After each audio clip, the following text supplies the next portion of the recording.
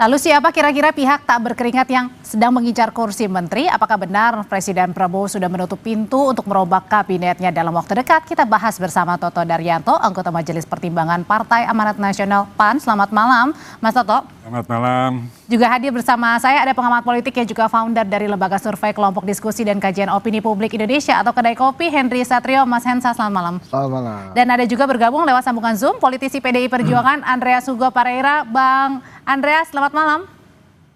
Selamat malam, Audrey. Iya, saya mau nanya dulu ke Mas Hensat. Mas Hensat, jadi sebenarnya siapa sih yang dimaksud dengan pihak tak berkeringat tapi mau masuk nih kabinet? Gini, kita mesti lihat konteksnya pada saat Pak Presiden bicara itu ya. Dia bicara dalam sebuah acara tertutup, ruang meeting tertutup yang dihadiri oleh para menteri. Sebagai komandan, dia pasti tidak ingin menteri-menterinya itu gelisah dengan adanya isu reshuffle. Ini ibaratnya tim sepak bola, udah lo main aja dulu sampai ada pergantian pemain. Berikan yang terbaik gitu, nggak usah dipikirin siapa yang akan diganti, mau di kapan digantinya. Nah, Pak Prabowo melakukan itu kan. Politiknya Pak Prabowo itu rumusnya dua tuh yang sering dia katakan. Yang pertama adalah dia rangkul semua pihak. Yang kedua dia percaya bahwa kalau elit politiknya rukun maka pembangunan bisa dilakukan. Maka dua hal ini yang akan dia lakukan gitu. Jadi kalau kita memandang atau ingin menelaah lebih jauh Pak Prabowo langkah-langkahnya ya balik lagi ke dua hal yang sering dia sebutkan itu. Pada saat dia mengatakan bahwa ada pihak-pihak yang berkeringat ingin masuk kabinet, menurut saya sih itu umbang-umbang dia pada saat meeting itu di depan anak buahnya untuk menenangkan bahwa nggak ada yang akan diganti gitu. Lagi-lagi kan terserah presiden. Itu berarti artinya hanya upaya menenangkan seorang presiden atau memang benar-benar firm tidak akan ada? Gini, presiden berkali-kali mengatakan tidak akan ada reshuffle, tidak akan ada reshuffle. Semua menteri kompak katanya. Saya puas dengan kinerja menteri saya. Tapi dia kan pernah secara langsung bicara kinerjanya itu dia sendiri yang nilai, presiden sendiri yang nilai. Kinerja pemerintahan saya ini 6 nilainya. Masa iya Pak Prabowo pengennya 6 terus sampai 2029 kan enggak, pastinya kan ada 7, ada 8, ada 9. Jadi menurut saya perbaikan-perbaikan itu akan dilakukan. Tapi Pak Prabowo ini nampaknya kalau ada reshuffle lebih baik nggak usah diomongin gitu. Karena begitu diomongin terus kemudian jadi viral mana-mana dia nggak jadi gitu. Jadi ibaratnya dadakan nih? Jadi dia pengennya, saya mencoba ya melihat itu Pak Prabowo ingin dalam situasi tenang kemudian ada pergantian pemain. Karena memang wajar kalau isu reshuffle itu dihembuskan, kan banyak orang yang emang mungkin menteri itu jadi pekerjaan aja gitu. Jadi pada saat dia dilepas dari kursi menteri, mungkin dia merasa tidak lagi hidup gitu di Indonesia karena nggak punya jabatan. Kan pasti ada yang begitu. Nah, Pak Prabowo ingin sekali semuanya tuh kerja baik-baik aja. Jadi kalau kemudian nggak berkeringat mau masuk kabinet dalam sebuah sistem demokrasi pemilu, bahkan lawannya Pak Prabowo pun berkeringat demi Pak Prabowo. Karena dalam undang-undang kita nggak boleh ada calon tunggal lawan kota kosong. Jadi yang lain juga sebetulnya berkeringat. Termasuk juga PDIP yang berkeringat ya sebenarnya. Kita tanyain ya Mas Hensat kalau gitu ya, Mas Toto juga. Bang Andre, kalau misalnya PDIP sendiri merasa berkeringat nggak sih dan kemudian pantas kalau misalnya ditawari oleh Pak Prabowo sendiri untuk masuk kabinet? Ya biasanya yang rame-rame bicara soal kabinet itu atau reshuffle itu biasanya yang menginginkan itu. Jadi PDIP gimana? Ingin nggak, Bang? PDI Perjuangan tidak pernah bicara soal itu gitu. Kita bicara soal bagaimana positioning sebagai partai penyimbang, kan kemarin sudah jelas Ibu Mega menyampaikan itu di forum kongres, dan itu adalah sikap resmi dari PDI Perjuangan. Sehingga saya kira nggak tahu isu dari mana, tapi kalau Pak Prabowo sudah menjawab seperti itu ya sebenarnya saya sepakat dengan apa yang disampaikan oleh Mas Ensa tadi gitu. Artinya sebagai kapten tim dia meyakinkan timnya supaya ya bekerja lebih tenang. Bahwa soal reshuffle mungkin saja ada, tapi kan yang paling tahu adalah beliau. Posisi PDI Perjuangan kita tidak pernah meminta, bahkan kita ya lebih enjoy dengan posisi sekarang sebagai partai penyeimbang yang berada di luar, tapi kita memberikan dukungan pada pemerintahan Pak Prabowo untuk kepentingan bangsa dan negara ini. Jadi itu posisi yang Bang Andre, yang paling bagus buat PDIP. Nah, kalau gitu balik pertanyaannya, kalau tadi katanya PDIP tidak pernah meminta, tapi kemudian Pak Prabowo sudah pernah nawarin belum? Emangnya barang mau nawarin. Gimana Bang? Saya kira ya hal-hal seperti itu hanya presiden yang tahu. Yang lain itu semua spekulasi gitu. Dan spekulasi seperti itu saya kira ya tidak pada posisi hari ini kita bicara, dan situasi seperti yang tadi Pak Prabowo sampaikan juga baik-baik saja di kabinet, bagus-bagus saja. Kenapa harus di-reshuffle? Oke, Mas Toto, kalau Anda melihat sendiri sebagai partai yang sudah lama bersama dengan Pak Prabowo dan kini juga masih bersama-sama dengan Pak Prabowo dan masuk di kabinet di dalamnya, kalau dari PAN setuju nggak sih ada kemudian kalau ada pemain-pemain baru yang masuk begitu? Atau ya udah kayak gini aja karena so far so good? Ya, kalau dari posisi PAN ya, saya mendapat informasi dari Ketua Umum bahwa sebetulnya sih nggak ada apa-apa. Pak Zulhas. Ya PAN sih ya aja berjalan seperti biasa, dan yang penting bekerja keras sesuai dengan visi presiden. Soal reshuffle ini sebetulnya kan ya semua orang udah paham reshuffle ini hak prerogatif presiden. Jadi ketika kita diskusi reshuffle ini ya sekedar memuaskan keinginan publik aja lah. Tapi artinya bagi seorang presiden apakah itu punya pengaruh, menurut saya ya tergantung Pak Presiden, namanya hak prerogatif ya. Bahkan kalau dikatakan yang tidak berkeringat jangan ikut misalnya, itu pun juga harus dimaknai dalam perspektif yang luas. Tidak berarti ada yang memaknai seolah-olah PDI jangan ikut, kan nggak begitu juga, karena sebelumnya ada. Jadi welcome aja kalau misalnya PDI masuk misalnya diajak gabung. Ya hak prerogatif itu harus dipahami. Jadi kalau masuk ya terserah presiden, kalau presiden mengendaki ya oke saja. Siapa yang bisa menolak, namanya hak prerogatif kan. Jadi menurut saya ya mestinya ini tidak usah dirisaukan, dan pengamat-pengamat yang mengatakan mendesak-mendesak ada reshuffle dan sebagainya, itu menurut saya baik-baik saja juga. Karena apa? Karena akan mendinamisir pemerintahan itu. Jadi supaya ya sedikit ada cubitan-cubitan lah, supaya menteri lebih bekerja keras dan lain sebagainya, dipacu karena ada dorongan-dorongan seperti itu. Tapi apakah itu punya pengaruh terhadap keputusan presiden?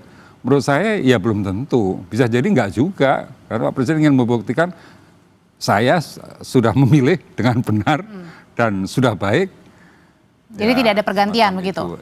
Bisa jadi tidak ada pergantian. Oke. Dan bisa jadi ada pergantian tergantung presiden, namanya hak prerogatif. Nah, tergantungnya itu di mana sih Mas? Sebenarnya tolak ukurnya seorang Pak Prabowo nih? Gini, ini kan yang menarik adalah rakyat itu memperhatikan sekali kabinet gitu, kinerja menteri by menteri itu. Kenapa? Makanya rakyat, masyarakat itu sering bicara tentang reshuffle.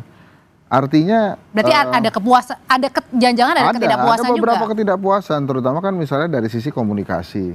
Dari sisi komunikasi publik kan kabinet ini kocar-kacir gitu, dan Pak Prabowo sudah menyampaikan ya salah saya, dia dengan gentle gitu dia mengatakan ini salah saya minta menteri-menteri saya kerja, nanti hasilnya kita lihat gitu, ternyata butuh komunikasi juga gitu dia bilang.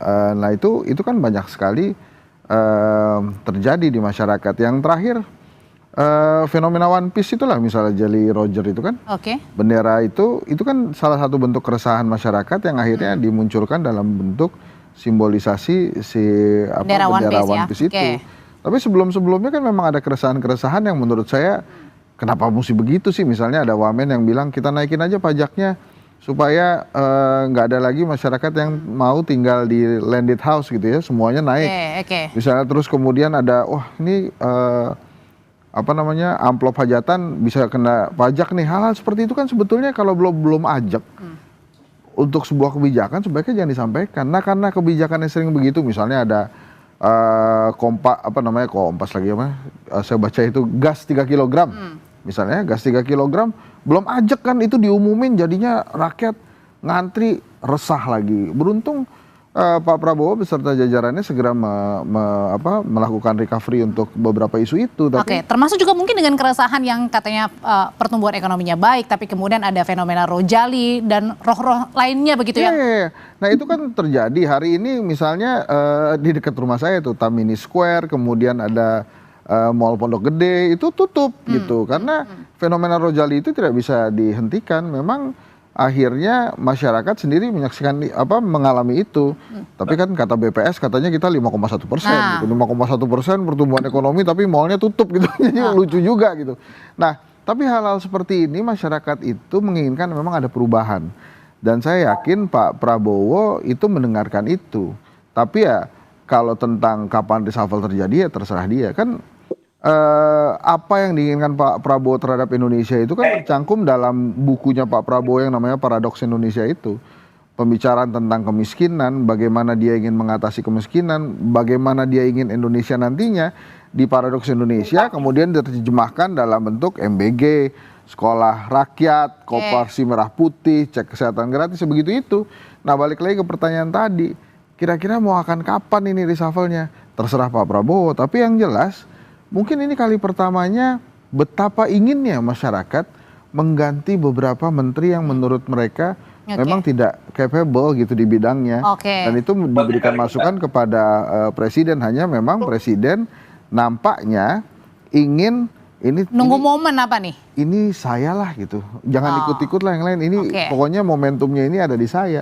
Nanti saya yang putuskan. Mungkin juga pertanyaannya sebetulnya sama Bang Andreas Parera nih ya, atau Mas Toto, ada nggak tokoh-tokoh yang sudah mulai dipanggil ke istana? Oke, kita tanya ya kalau gitu ya. Bang Andreas, sebenarnya ada nggak sih tokoh-tokoh yang sudah dipanggil misalnya ke istana? Kan belakangan Pak Prabowo sangat mesra sekali dengan PDI Perjuangan. Atau jangan-jangan dengan adanya pernyataan ini PDIP juga merasa tersindir?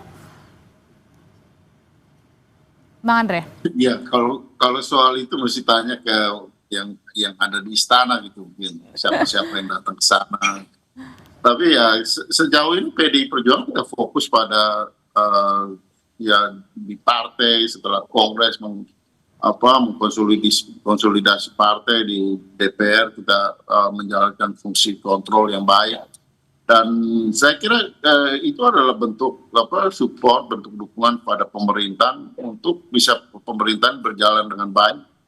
Dan kita juga memberikan pandangan-pandangan kritis, misalnya kemarin soal termasuk yang akhir-akhir ini ramai viral soal ya bendera One Piece tengkorak itu ya, yang One Piece itu. Artinya kita menyampaikan ini secara kritis, maksudnya untuk juga ya pemerintah mengambil di dalam menyampaikan pandangan-pandangan, di dalam menyampaikan opini, komunikasi ke publik, ya artinya teman-teman mereka yang ada di posisi pemerintahan itu bisa lebih produktif, komunikatif dan lebih baik lah seperti Bung Hensat itu dalam menyampaikan pandangan-pandangannya. Kalau gitu, jadi jangan sampai membuat pernyataan-pernyataan yang kemudian meresahkan publik sendiri. Bang Andre, dilakukan oleh PDI Perjuangan. Jadi itu adalah kontribusi kami di dalam mengawal proses pemerintahan ini gitu. Dan sejauh ini saya nggak tahu persis siapa yang dipanggil ke istana, dan isu reshuffle ini kalau presiden sudah menjawab seperti itu, saya kira tidak akan ada reshuffle dan lebih baik begitu.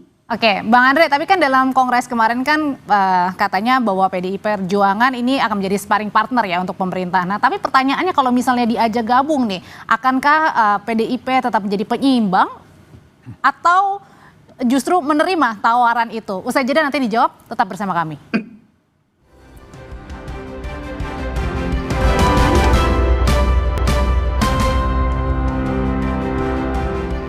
Melanjutkan pertanyaan saya sebelumnya, Bang Andre, kalau misalnya diajak nih oleh Pak Prabowo, sebenarnya kalau kata kemarin Bu Mega bilang dalam Kongres, bilang akan menjadi sparring partner gitu bagi pemerintahan. Nah, kalau diajak, menolak atau menerima? Ya saya nggak mau berandai-andai deh. Tapi bukan karakter PDI Perjuangan juga untuk meminta-minta posisi 1-2 menteri di kabinet atau kemudian kita bertransaksi secara politik. Saya kira buat PDI Perjuangan cukup nyaman dan sangat baik, dan banyak konstituen kita juga mengharapkan kita untuk dalam posisi, kami PDI Perjuangan ada dalam posisi sebagai partai penyeimbang seperti apa yang ada sekarang gitu. Jadi saya kira pemerintah ini seperti Pak Prabowo sendiri menyampaikan bahwa itu sudah baik dan menteri-menteri di kabinetnya menjalankan tugasnya dengan baik, dan jalankan aja itu sudah cukup bagus gitu. Jadi PDI Perjuangan juga tidak pernah berpikir ke sana gitu.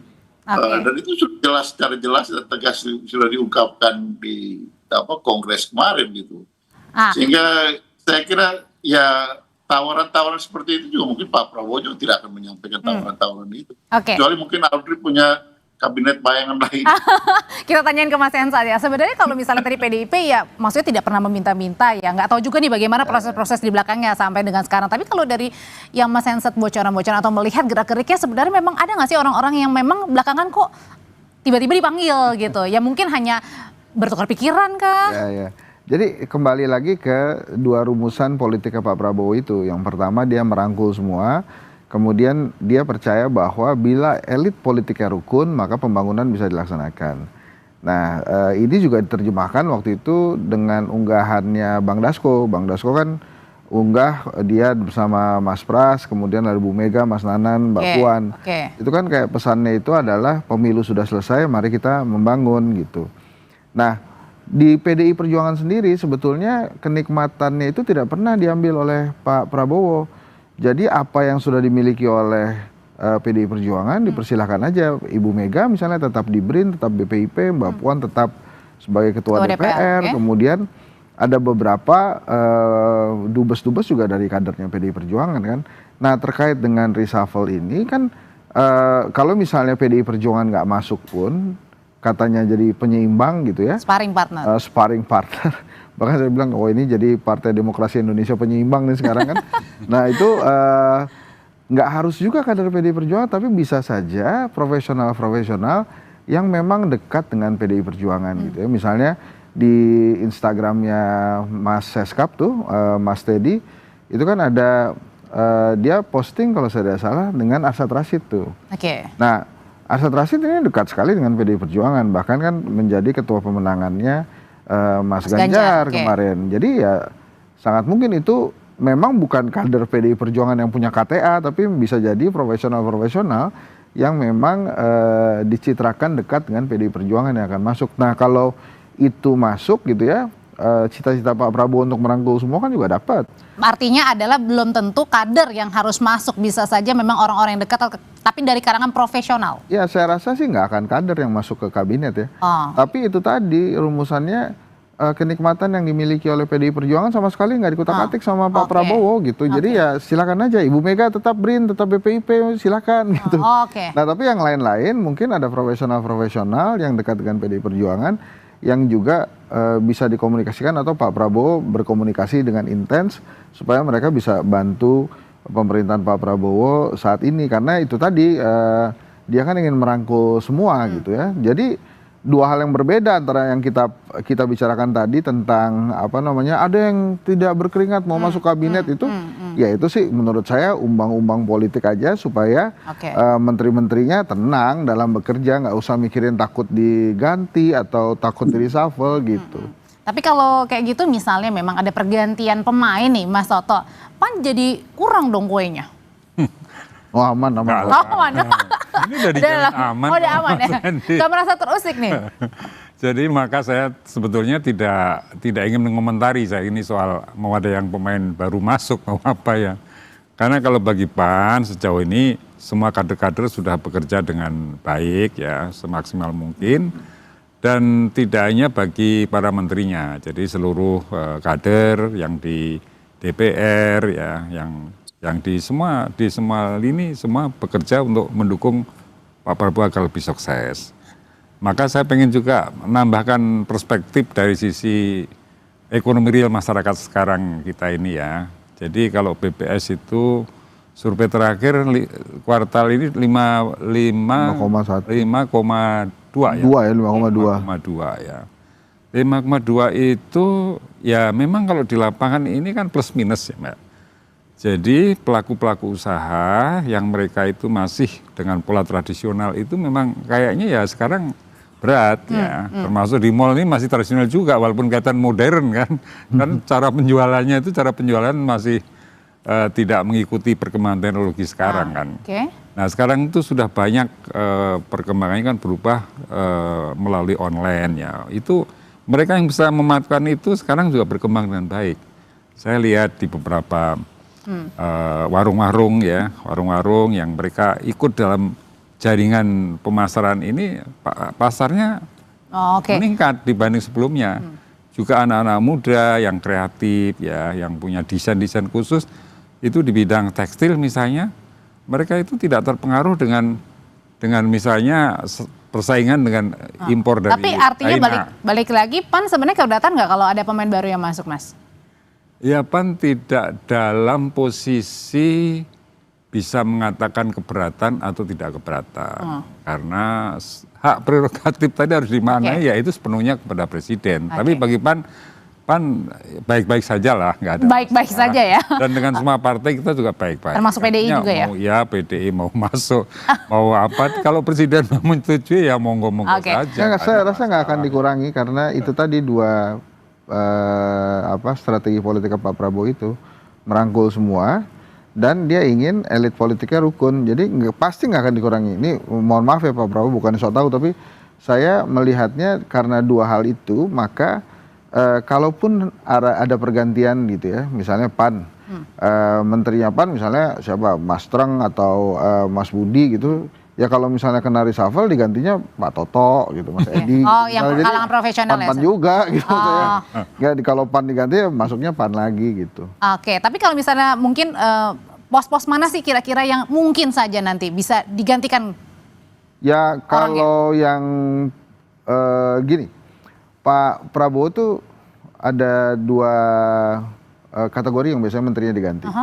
Yang pertama gaduh, yang kedua nggak bisa ngatur konstituen gitu. Ya itu yang sudah terjadi dengan Menteri Dikti kan, karena dia diprotes oleh anak buahnya sendiri, terus bikin gaduh gitu, nggak disuka Pak Prabowo. Ya kalau kita lihat sih yang bikin gaduh itu aja, saya nggak mau nyebut nanti orang baru ditenangin sama presiden, terus nonton Kompas TV ini sensat, gue lagi tenang-tenang disebut-sebut namanya. Tapi kalau kita lihat namanya memang sudah terlihat beberapa menteri yang bikin gaduh tuh kan saya rasa sih dicatat sendiri. Kan misalnya isunya nggak usah menteri lah ya, misalnya kepala PPATK tuh kan kemarin bikin gaduh tuh gara-gara rekening dorman itu untung bisa aja Pak presiden langsung turun tangan, kalau nggak kan waduh efek ekonominya bahaya tuh, bisa ras segala macam. Nah itu juga mungkin ada evaluasi yang dilakukan oleh presiden atau menteri-menteri lain lah. Tapi memang toughnya itu adalah banyak sekali menteri yang secara komunikasi nggak baik, belum ajak kebijakannya, ini saya ulang lagi, belum ajak kebijakannya itu sudah testing the water. Testing the water itu kalau sekali dua kali oke, lama-lama kan kalau keseringan testing the water, rakyat basah juga, kesel juga. Oke, kalau gitu pertanyaan penegasan kembali deh Bang Andre. Kalau misalnya diajak, akankah gimana? PDIP tetap nyaman berada sekarang atau tadi kata meminjam kata Mas Hensat ya mungkin kadernya tidak masuk tapi mungkin orang-orang terdekat yang masuk di kabinet? Semangat sekali ya Audrey menawarkan PDI Perjuangan. Yang semangat malah Audrey. Gimana Bang? Ya saya kira itu hak-haknya presiden untuk ya menawarkan, atau kalau memang presiden merasakan itu perlu. Tapi ya tadi saya kira PDI Perjuangan seperti tadi sudah Bung Hensat sampaikan. Ini posisi yang sudah diindikan ditetapkan oleh PDI Perjuangan. Dan setahu saya selama ini Pak Prabowo juga menghormati, menghargai posisi yang kami putuskan ini, dan juga kita pun memberikan dukungan secara kritis terhadap proses pemerintahan untuk kepentingan bersama. Sehingga kalaupun ada reshuffle, saya kira Pak Prabowo akan mempertimbangkan itu untuk kepentingan bagaimana dia memperbaiki kinerja kabinetnya gitu. Saya kira itu yang mungkin terjadi. Tapi ya, saya pikir sejauh ini sampai dengan 2025, akhir 2025 tidak akan ada reshuffle seperti Oke, berarti dinantikan di tahun depan ya, jangan-jangan ya. Terima kasih kalau gitu untuk ulasannya Bang Andre, Mas Oto.